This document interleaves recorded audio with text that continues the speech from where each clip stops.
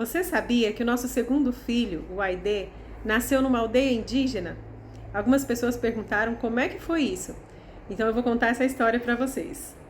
Eu vou contar para vocês como foi o parto do nosso segundo filho, o Waidê.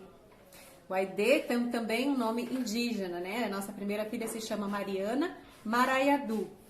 E o Waidê nasceu quando a gente estava vivenciando, então, um ano de trabalho, de experiência, de morar numa aldeia indígena no Xingu, no território indígena do Xingu, na parte do Baixo Xingu, no Mato Grosso. Eu havia sido convidada para realizar um trabalho lá. A gente já tinha ido algumas vezes fazer trabalho voluntário, né, com esse povo dessa etnia, que são os Yurjá, e já tínhamos feito amizade com eles. Eles estavam precisando de uma pessoa para cumprir um cargo de coordenação pedagógica da escola indígena. E eu fui convidada então para participar da seleção.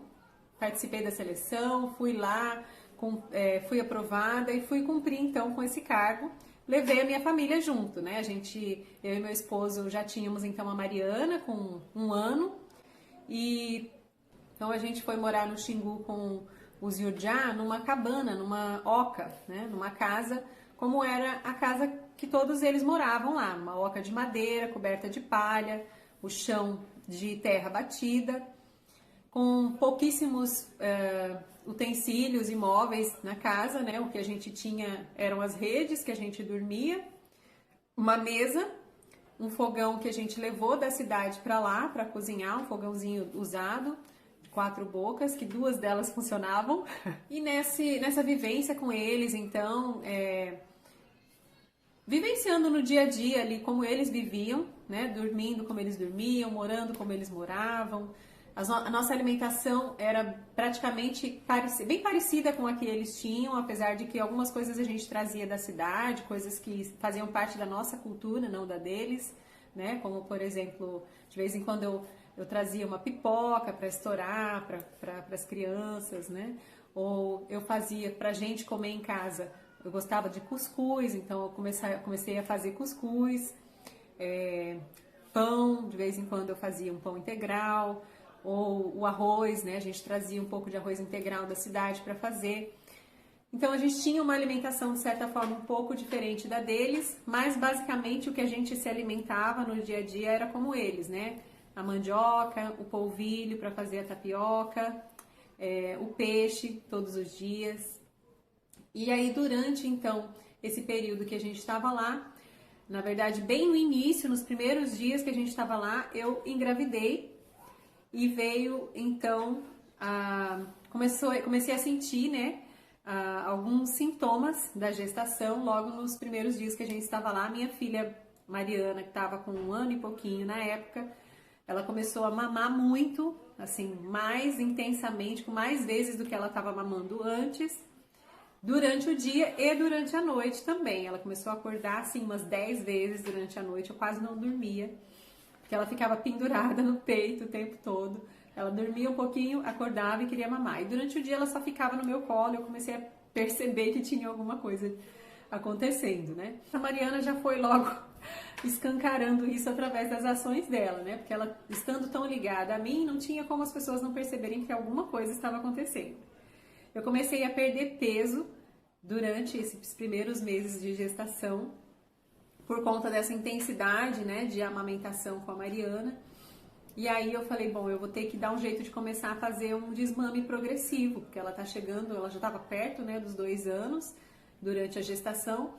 E eu falei, eu vou ter que, antes dela fazer 2 anos, eu vou ter que desmamar, infelizmente, porque eu não tô aguentando, meu corpo não tá dando conta mais. Tava muito puxado para mim, e eu falei, eu sou a favor do seguinte, quando a amamentação é boa para os dois, para a mãe e para o bebê, ótimo. Mas se um dos dois não estiver bem, é importante a gente ponderar. E eu, no caso, estava perdendo muito peso, né? Durante a gestação eu não podia prejudicar a gravidez desse segundo filho. E eu resolvi, então, fazer um desmame progressivo com a Mariana. Ela chegou a mamar, então, até 1 ano e 10 meses. Então, quando eu engravidei, a gente, né, estava fazendo esse trabalho no Xingu, mas a gente tinha uma periodicidade que a gente ia para a cidade, a gente ia para Alta Floresta, ia para Cuiabá, para o meu marido fazer um trabalho lá próximo de Cuiabá. E eu fazia então o pré-natal em Alta Floresta, que era onde a gente ficava mais tempo, era a nossa base antes de voltar para a aldeia, né? Na verdade a gente ficava mais tempo em Cuiabá, mas depois, antes de voltar para a aldeia, a gente ficava uns dias em Alta Floresta. E era assim, o período de uma semana na cidade até a gente voltar para casa, até voltar para o Xingu. Nesse período, então, eu me organizava para fazer o pré-natal em Alta Floresta. Fiz com a mesma médica que me atendeu no pré-natal da primeira filha, da Mariana, né? Então, ela já me conhecia, já sabia do meu jeito, das minhas escolhas, das escolhas da minha família. Acolheu isso lindamente e me acompanhou nesse pré-natal.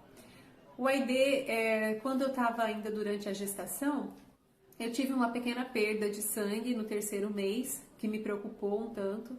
Eu procurei a médica e ela fez os exames, pediu uma ultrassom. Eu, novamente, durante a gestação dele, eu não quis saber o sexo através de ultrassom, então eu também levei até o final da gestação. Eu sabia o sexo por outros motivos, depois eu posso, em outro momento, talvez contar para vocês, mas eu não quis que o sexo fosse revelado através da ultrassom novamente, né? E aí, então, fomos nos preparando. Quando foi chegando perto do período já do final da gestação, eu consegui fazer o desmame da Mariana, a gestação estava ocorrendo saudável, estava tudo dando certo, mas eu contactei a parteira que estava para acompanhar o parto e ela tinha passado por um momento pessoal difícil e estava em dúvida se ela ia poder me atender. E eu fiquei, meu Deus, e agora? Eu tenho que conseguir uma equipe de parto para me atender no Xingu, porque eu não queria ficar na cidade, eu queria parir em casa e no momento eu estava morando lá. A princípio até eu tinha conversado com meu marido, eu achei que ele não ia aceitar, porque é uma região um pouco remota, né? Se acontece algum imprevisto, se a gente precisa de alguma transferência, ia ser talvez um pouco mais arriscado por causa da distância para fazer essa transferência. Mas eu conversei com ele, eu falei para ele, eu sempre me senti muito bem parindo em casa, né? Desde a primeira gestação, desde o primeiro parto, eu quis parir em casa. E se fosse possível agora, nesse momento, eu gostaria de vivenciar isso novamente. E ele me apoiou, surpreendendo, né? Eu achei que ele ia ficar muito preocupado com essa história da distância, mas ele me apoiou e falou, vamos então fazer um plano de parto que torne essa experiência segura novamente. E a gente então tinha conversado já, né, com essa primeira parteira, mas ela ficou insegura. E a gente então começou a buscar uma equipe de parto que vivenciasse isso com a gente, que aceitasse esse desafio de ir até o Xingu atender a gente. Nessa descoberta de uma nova equipe, a gente conheceu a Jéssica e a Tatiana Ramos, né? E as duas se colocaram então à disposição, elas tinham uma equipe chamada Samaúma, e eu achei muito lindo o projeto delas, gostei muito. Várias outras pessoas tinham se colocado à disposição para acompanhar esse parto no Xingu. E eu fiquei até surpresa, porque eu achei que não fosse encontrar tão facilmente pessoas que quisessem ir, né, encarar esse desafio com a gente. Mas, surpreendentemente, teve uma grande quantidade de pessoas que queriam. Eu poderia ter escolhido uma parteira lá dentro da aldeia? Poderia. Eu até, inclusive, conversei com ela, mas na época que estava previsto o parto, a parteira não ia estar presente. E a gente tinha uma série de questões em relação à linguagem, né? Como se comunicar. Eu falei, não dá para eu confiar numa parteira que eu não possa me comunicar com ela. As mulheres Yujá todas só falam em Yujá, na aldeia que a gente morava. E eu não falava Yujá fluentemente para poder me comunicar com elas. Aí eu fiquei também com essa questão, né? Falei, eu acho melhor a gente conseguir uma parteira que fale a nossa língua para poder acompanhar a gente e que tenha também uma capacidade técnica de me transmitir essa segurança que a gente precisa nesse momento, por ser um parto dentro de uma aldeia indígena, que se precisasse de uma transferência ia ter que ter uma condição técnica de avaliar. E elas foram, então, quando completou as 37 semanas, fizeram uma longa viagem, né? E eles então acolheram elas dentro da família Yujá, elas conheceram um pouco da cultura. A gente teve até momentos de troca entre as parteiras, as mulheres, contaram como é o parto lá dentro da aldeia, entre os Yujá, o que elas fazem, de que forma, que posições elas utilizam, o que elas fazem com a placenta, como é que elas cortam cordão. Foram um monte de detalhes, uma troca cultural muito interessante que foi feita entre a Jéssica, a Tatiana e as mulheres Yujá da aldeia Aribaru, onde a gente morava. E então começou a chegar as 40 semanas. E eu comecei a ficar um pouco preocupada, porque a gente tinha um planejamento de que as meninas ficassem até 40 semanas e um pouco só de dias, não ia passar das 41 semanas. Na verdade, elas tinham aí um período de uns 4 dias depois das 40 semanas para voltar para São Paulo, devido aos compromissos que elas tinham. E o que aconteceu? Ele resolveu não chegar antes das 40 semanas. E a gente começou então a pensar no que a gente ia fazer. O plano era o seguinte, a Jéssica chegou para mim e falou, olha, eu sei que você já está sentindo contrações nas madrugadas, mas isso ainda é pródromo, são contrações de treinamento, elas param durante o dia e a gente precisa ter um plano, né? Se esse bebê não nascer até a gente chegar o dia da gente ir embora, como é que vai ser? Como é que vocês querem fazer? Vamos lá, agora a gente tem que ter um plano para isso. E aí a gente começou a bolar os planos. Eu falei, eu acho melhor a gente então fazer logo essa indução mecânica. E aí eu então acordei, né? Eu despertei, levantei no dia seguinte, meu marido veio conversar comigo e ele falou, eu quero conversar com você. Eu falei, eu também quero conversar com você. E aí ele falou, fala você primeiro. Eu falei, tá. Eu pensei, eu acho que a gente devia fazer a indução mecânica hoje, que é para dar tempo de daqui 2 dias a gente repetir, porque se a gente fizer só amanhã ou só depois de amanhã, talvez não dê tempo da gente repetir se não der certo da primeira vez. E aí ele suspirou aliviado e falou para mim, era exatamente isso que eu queria conversar com você, eu queria te propor da gente fazer essa indução mecânica hoje para dar tempo de repetir se fosse necessário. E aí então eu conversei com a Jéssica, com a parteira, né? Falei, Jéssica, eu tô querendo que você faça a indução hoje para que dê tempo da gente fazer a avaliação após 48 horas, se for necessário repetir. E ela falou, beleza, a gente estava tomando café da manhã, ela falou, daqui umas 2 horas eu venho e faço, que é para dar tempo de você fazer a digestão do seu café da manhã tranquilo. Eu, tá bom. Depois do café da manhã, então, ela fez a indução, né? Fez o descolamento da membrana, que já era assim umas 11 horas da manhã.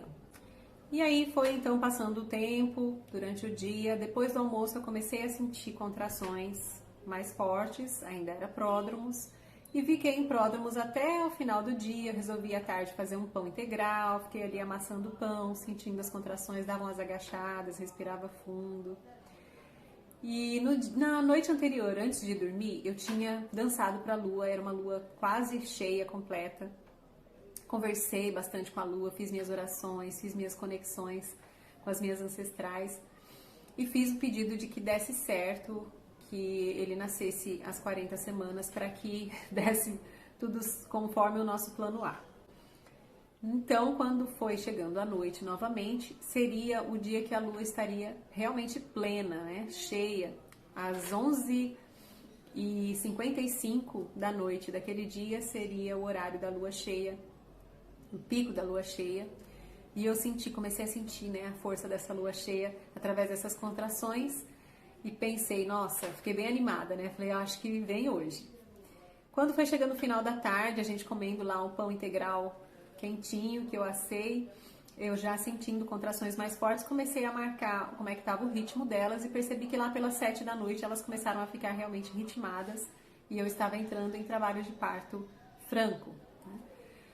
Bom, daí pra frente foram algumas horas, né, mais ou menos das 7h30 da noite até o nascimento, foram, deixa eu ver, umas 5 horas de trabalho de parto. E nesse período eu fiquei muito tempo sozinha, concentrada ali na oca. A gente tinha organizado então a rede que eu durmo, a gente tinha colocado a rede um pouco mais baixa para eu ficar numa posição quase que de cócoras, mas com um apoio, né? Com a rede de apoio para eu poder descansar durante as contrações. E ali eu passei horas, assim, meio que agachada de cócoras, balançando para frente e para trás, de um lado para o outro, como se fosse a bola de pilates, né? Eu substituí pela rede. Utilizei aquela rede ali por horas, respirando, né? Usando algumas técnicas de respiração e de relaxamento. E sentindo contrações super fortes, super intensas, com muita dor. Cada vez mais dor, foi se intensificando conforme o trabalho de parto foi avançando, aquelas ondas, né, como ondas do mar, assim, aquelas ondas vinham cada vez maiores. O meu esposo ficava um tempo lá segurando a minha mão, eu apertava duro a mão dele, mas eu não tive uma doula naquele momento para ficar fazendo todas aquelas coisas que a doula sabe fazer para aliviar a dor de forma não farmacológica. Então eu fiquei ali me mantendo o maior tempo possível relaxada e respirando até a dilatação acontecer. Teve uma hora que antes de eu sentar na rede para começar mesmo a me concentrar no meu trabalho de parto, eu conversei com as parteiras, né, e falei para a Jéssica, eu já estou sentindo as contrações ritmadas, eu já estou em trabalho de parto. Ela falou, tudo bem, a gente vai ficar aqui fora e quando você quiser, você chama, quando for o momento a gente entra, né? Eu falei, como é que eu vou saber qual é o momento que vocês têm que entrar? Aí elas falaram, a gente vai saber. Nada como mulheres experientes para acompanhar a gente nisso, né? Nessa jornada. Ela sabia exatamente quando seria o momento certo de entrar. E aí eu fiquei, então, todas essas 5 horas de trabalho de parto, de cócoras apoiada na rede, sentindo as contrações, até que chegou um momento que eu pedi para chamar o meu esposo. Ele estava do lado de fora da oca, observando a lua cheia. As parteiras também estavam do lado de fora da oca, eu não sabia. Estavam lá observando a lua cheia, aguardando o momento certo de entrar, sem interrupção, me deixando ali concentrada no meu momento. Um momento de muita dor. Senti muita dor, cada vez mais dor. E aí chegou um momento que eu não conseguia mais ficar sentada, semi-deitada na rede como eu estava. Eu senti que eu precisava me movimentar, eu precisava levantar. Só que eu não estava conseguindo me levantar sozinha. E aí eu chamei meu esposo, ele entrou na oca e me apoiou, me deu a mão. Eu me levantei e comecei a balançar o corpo, tentar encontrar uma posição, um jeito, que era o momento que eu senti que já estava chegando a hora dele nascer. Mas eu não encontrava muito a posição. Então eu pedi para eles colocarem numa das vigas da casa, de madeira, um lençol para que eu me apoiasse, porque eu queria ficar apoiada naquele lençol. E aí eles colocaram, eu me apoiei, só que eu não tinha força suficiente. Eu senti que o meu corpo estava, assim, da cintura para baixo, estava tudo meio que anestesiado, assim. E aí eu não sentia força suficiente nas pernas para me segurar em pé. Eu falei, eu não vou conseguir ficar em pé, eu preciso da banqueta de parto. Graças a Deus a gente tinha levado a banqueta de parto que a Mariana nasceu, a banqueta que meu esposo tinha mandado fazer, de madeira. A gente tinha levado para o Xingu, e aí eu coloquei ela, então, nesse momento como minha auxiliar. Eu então sentei na banqueta de parto e aí pela vocalização que eu estava fazendo, pelo jeito, né, pela altura e o jeito da minha vocalização, as parteiras entenderam qual era o momento delas entrarem para me auxiliar e elas então entraram na oca. Eu já estava vociferando, vamos dizer assim, né, a minha vocalização já estava bem intensa, bem alta, bem aberta, bem grave. E aí elas então se posicionaram, começaram a arrumar tudo que precisava para recepcionar o bebê, que foi o Aidê chegando, eu já sabia que era ele. Comecei já a fazer as minhas orações, as mesmas que eu fiz, né, durante o trabalho de parto da Mariana, chamando ele. Durante o trabalho de parto, ainda no início, antes de eu me sentar na rede, eu li algumas mensagens das minhas amigas do meu chá de bênçãos, né, as mensagens que elas escreveram colocaram num pote especial para o trabalho de parto. E eu li as mensagens, ouvi algumas músicas que a minha mãe, que a minha madrinha tinham me enviado, que falavam da Virgem Maria, da força, né, de Nossa Senhora para esse momento. E lendo essas mensagens e através das músicas eu me senti muito encorajada por essas mulheres. Chamei a força delas de novo para esse momento do parto. senti essa força, senti a presença da Virgem Maria, senti a presença delas ali comigo. Me lembrei de quando eu estava na noite anterior dançando para a lua cheia e senti essa força da lua cheia de uma forma como eu nunca tinha sentido na minha vida, assim, com muita intensidade, com muita alegria. Me senti plena e naquele momento, assim, tomada por todos os hormônios, né, da partolândia, eu senti que já estava na hora de fazer os puxos, de fazer a força, né, para o bebê nascer. E as meninas, né, as parteiras já estavam posicionadas, o pai também, eu pedi para ele ficar atrás de mim, eu estava de novo, né, sentada na banqueta de parto, ele ficou me apoiando nas minhas costas e com aquele apoio, com aquela força, eu comecei a sentir os puxos e o Aidê veio. E quando ele saiu, ele estava empelecado, ou seja, ele estava ainda dentro da bolsa. A bolsa não tinha estourado até aquele momento, não tinha saído, né, nenhum líquido, então eu sabia que ele ainda estava na bolsa, mas eu nem fiquei me ligando nesses detalhes, eu estava muito concentrada e muito entregue naquele momento. O Aidê deu um choro forte, um gritão assim, e aí veio pro meu colo, e eu quis acalmar ele naquele momento, né, com o choro, e aí eu comecei a cantar para ele. E aí ele ficou quietinho, e aí ele se aconchegou no meu colo, eu coloquei ele para mamar, e ele dormiu. E acho que foi o bebê foi muito interessante, assim, porque ele realmente se aconchegou ali e dormiu. Ele ficou dormindo ali no meu peito. E eu consegui então levantar, consegui ir para a rede que estava preparada já. E aí eu então deitei na rede com o Aidê e a gente ficou ali. Então ele nasceu exatamente à meia-noite. Eu tava naquele momento do parto, a hora que ele nasceu, que eu tava com ele no colo, assim, eu virei pro meu marido e falei, foi à meia-noite, não foi? Ele falou, foi.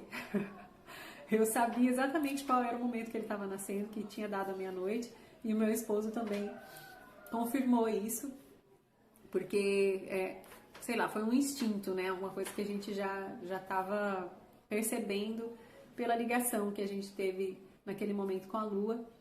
Nasceu então plena lua cheia, o Aidê. E foi um momento também, de novo, de grande emoção, mas também de muita força. Eu não consegui chorar de tão forte que eu estava me sentindo naquele momento. Eu usava o anel que a minha mãe tinha me dado no dia do chá de bênçãos, que era um anel de Nossa Senhora, tinha um pingente de Nossa Senhora nele. E eu coloquei ele durante período do trabalho de parto, porque eu sabia que aquilo ia me dar uma força, uma ligação com ela, era como se fosse o meu altar sagrado. E aí, novamente, senti a força dela e a presença dela ali comigo. Foi então assim que nasceu o nosso segundo filho, o Aidê, que foi uma experiência muito bonita para mim, recepcionar, né, esse bebê de forma tão natural dentro da nossa casa. E a nossa casa era onde a gente estava morando no momento, que era a aldeia indígena. Graças a Deus correu tudo bem, graças à capacidade técnica também dessas parteiras que me acompanharam. E quero então trazer esse relato para colaborar com vocês nas suas próprias vivências. Se vocês tiverem alguma dúvida, quiserem perguntar alguma coisa, comentem aqui. Digam o que vocês acharam dessa experiência, se vocês teriam coragem. Vocês teriam coragem de fazer isso? De parir numa aldeia indígena? Me contem aqui o que vocês acharam. Teve gente que talvez vai me achar doida, né? De fazer uma coisa dessas. Mas eu não me acho tão doida assim, não. Eu me acho bem corajosa. E eu sei que precisa de um tanto de coragem pra gente fazer algumas coisas na vida, mas algum risco é necessário, mas também tem que ter responsabilidade e segurança para correr esses riscos, né? E a gente se cercou dessa segurança, porque a gente também tem responsabilidade com a vida dos nossos filhos e com a nossa. E a gente fez o possível para que acontecesse tudo da melhor forma. A gente tinha plano B, a gente tinha plano C, e a gente então tinha todas essas estratégias traçadas para que a gente ficasse tranquilo para vivenciar o nosso plano A. Né? Porque é para isso que a gente faz um plano de parto, para a gente ter segurança de que a gente vai conseguir fazer tudo com tranquilidade, sem preocupações.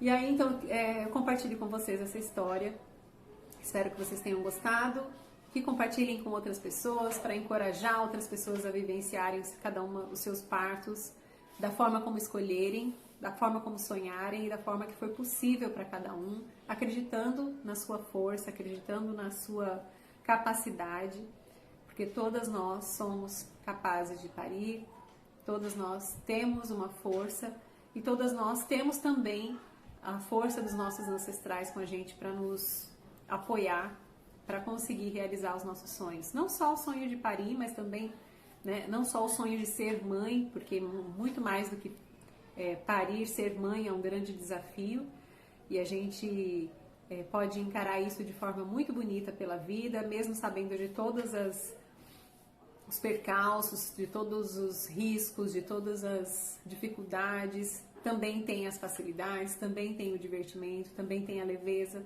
também tem a gratidão. E a gente pode então pesar tudo isso e ver o que serve pra gente. Se você gostou, compartilha, dá uma curtida aqui e mostra para outras mulheres esse vídeo e comenta aqui o que vocês acharam, tá bom?